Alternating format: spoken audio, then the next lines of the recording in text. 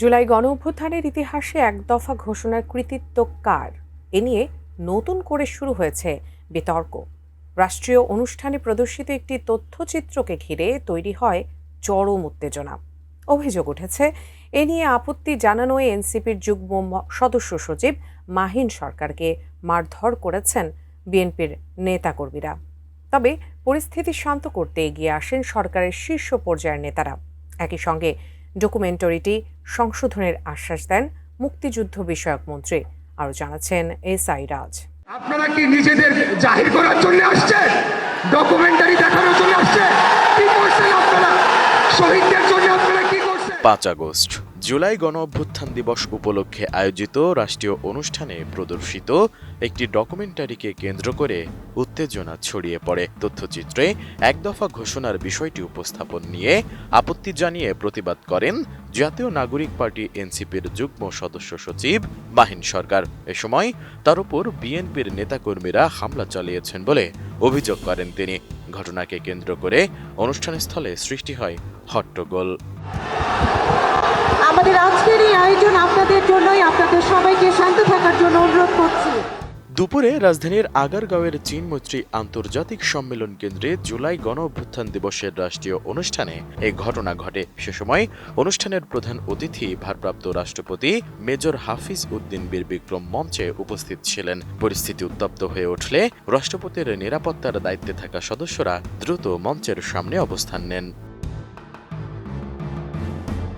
মূলত মুক্তিযুদ্ধ বিষয়ক মন্ত্রণালয়ের উদ্যোগে জুলাই গণঅভ্যুত্থান নিয়ে প্রচারিত একটি তথ্যচিত্রে আন্দোলনের কয়েকটি গুরুত্বপূর্ণ ঘটনার উপস্থাপন নিয়ে দর্শক সারির কয়েকজন আপত্তি জানান। বিশেষ করে এক দফা ঘোষণার বিষয়টি নিয়ে প্রতিবাদ শুরু হলে অনুষ্ঠানস্থলে উত্তেজনা ছড়িয়ে পড়ে।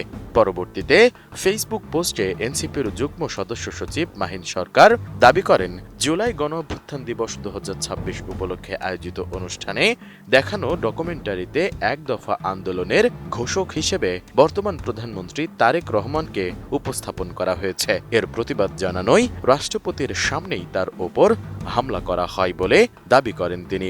এ ঘটনায় তিনি গর্বিত বলেও জানান ওই পোস্টে।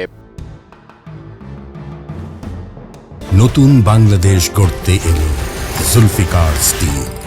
জুলফিকার স্টিল। মাহিন সরকার আরও লেখেন যে নাহিদ ইসলাম নিজের মৃত্যু পরোয়ানায় সই করে এক দফার ঘোষণা দিলেন, তিনি বিএনপির ইতিহাসে নেই। যেই আসিফ মাহমুদ সজীব ভুইয়া মৃত্যু নিশ্চিত জেনেও লং মার্চ টু ঢাকা ঘোষণা করলেন, তিনিও ইতিহাসে নেই। মাহিনের ভাষ্য, জুলাইয়ের পরে বেঁচে থাকাটাই আমাদের অপরাধ।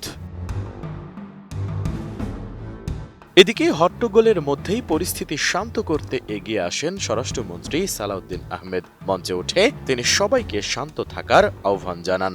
সেই সঙ্গে যাদের বক্তব্য বা আপত্তি রয়েছে তাদের মঞ্চে এসে মতামত দেওয়ারও আহ্বান জানান তিনি।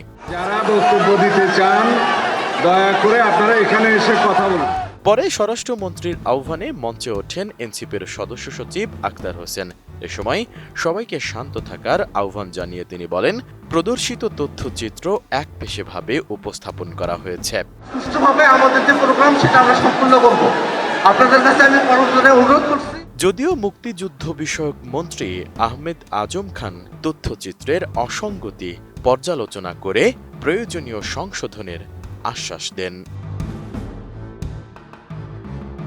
এসআই রাজ, এটিএন নিউজ।